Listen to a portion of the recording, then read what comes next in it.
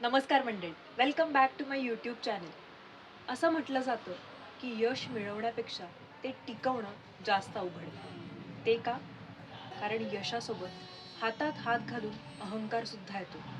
मग माणसाला परिस्थितीपेक्षा, आजूबाजूच्या माणसांपेक्षा आपण स्वतः श्रेष्ठ आहोत असं वाटायला लागतं. असं वाटायला लागतं की या सर्वांचं अस्तित्वच मुळी आपल्यासाठी आहे, आपल्यामुळे आहे.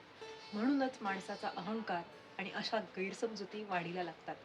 म्हणून आपण हे नेहमीच ऐकतो की यश जरी मिळालं तरीही माणसाने मुळाशी पाय घट्ट रोवून कायम उभं राहायला हवं. याच अर्थाची एक कविता आज मी तुमच्यासमोर सादर करणार आहे. कविता आहे वैभव जोशींची. कवितेचं नाव आहे मूळ. हे झाड पाहिलंस? हे आधी एक बीज होतं फक्त. नशिबाने सुपीक जमीन मिळाली. फिरता फिरता पाऊस इकडे डोकावला. ऊन मेहरबान झालं आणि हे रुजलं. झाड म्हणून नावारूपाला आलं. हे झाड पाहिलंस? हे आधी एक बीज होतं फक्त. नशिबाने सुपीक जमीन मिळाली. फिरता फिरता पाऊस इकडे डोकावला. ऊन मेहरबान झालं आणि हे रुजलं. झाड म्हणून नावारूपाला आलं. हळूहळू याला वाटायला लागलं की आपण जिथे रुजतो तीच जमीन सुपीक. आपलं फुलणं ही तर पावसाची गरज.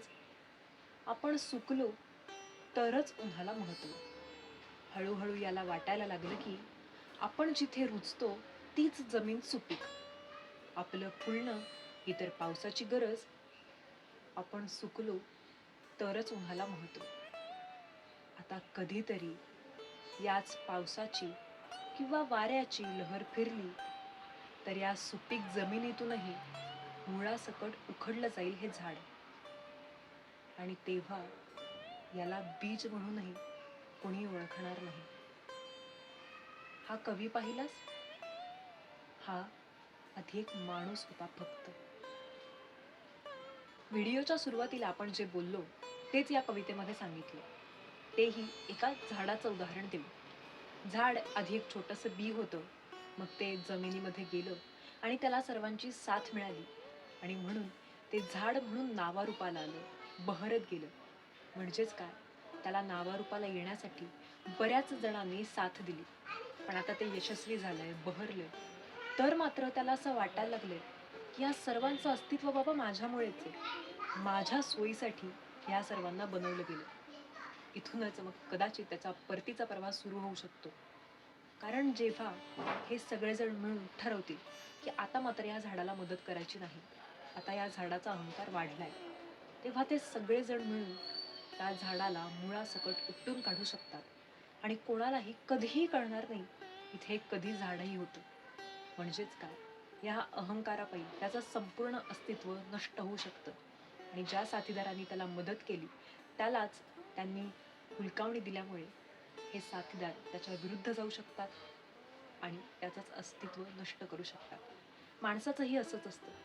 यशस्वी झाला की माणूस कधी कधी त्याच्या परिस्थितीला, त्याच्या अनुभवाला, त्याच्या आजूबाजूच्या माणसांपेक्षा स्वतःला श्रेष्ठ समजायला लागतो. त्याला असं वाटतं की या सर्वांना माझ्या आयुष्यात माझं भलं करण्यासाठीच आणलं गेलंय. तसंच कवी असंही म्हणतात की एक माणूस आधी एक कवी होता. त्याला कुठल्या तरी पुस्तकांतून, माणसांकडून, अनुभवांतून प्रेरणा मिळत गेली असेल आणि मग तो कवी झाला असेल. ह्या कवीने किंवा माणसांनी आपल्या मुळाशी घट्ट पाय रोवून उभं राहायला हवं. म्हणजेच ते बहरत जातील.